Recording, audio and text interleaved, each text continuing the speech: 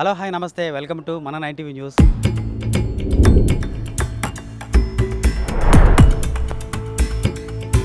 ఈరోజు మనం కాంగ్రెస్ ప్రభుత్వం ఎన్నికల్లో ఇచ్చినటువంటి హామీ మహాలక్ష్మి పథకము, అంటే మహిళలకి బస్సులో ఉచిత ప్రయాణం చేసే పథకము.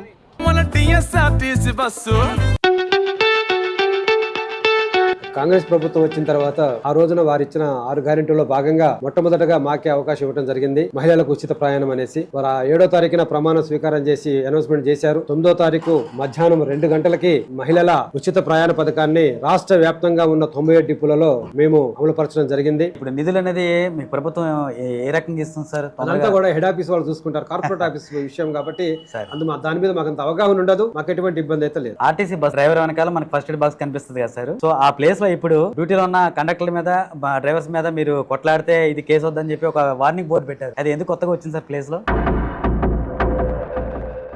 మా గౌరవ ఎండి గారు బాధ్యతలు స్వీకరించిన తర్వాత మా ఎంప్లాయీస్ యొక్క ఆరోగ్యం మీద చాలా శ్రద్ధ పెట్టారు. లాస్ట్ ఇయర్ కూడా ఇలాగే గ్రాండ్ హెల్త్ ఛాలెంజ్ అనేసి స్లోగన్ తీసుకొని కార్పొరేషన్లో ఉన్న 50,000 మందికి టెస్టులు చేసి ట్రీట్మెంట్ చేసి క్రిటికల్గా ఉన్న వాళ్ళని సుమారుగా 50 మందిని కాపాడటం జరిగింది. రకరకాల సమస్యలతో ఉన్న వాళ్ళని ఇమీడియట్గా గుండె ఆపరేషన్ చేయడం జరిగింది, ట్రీట్మెంట్ చేయడం జరిగింది.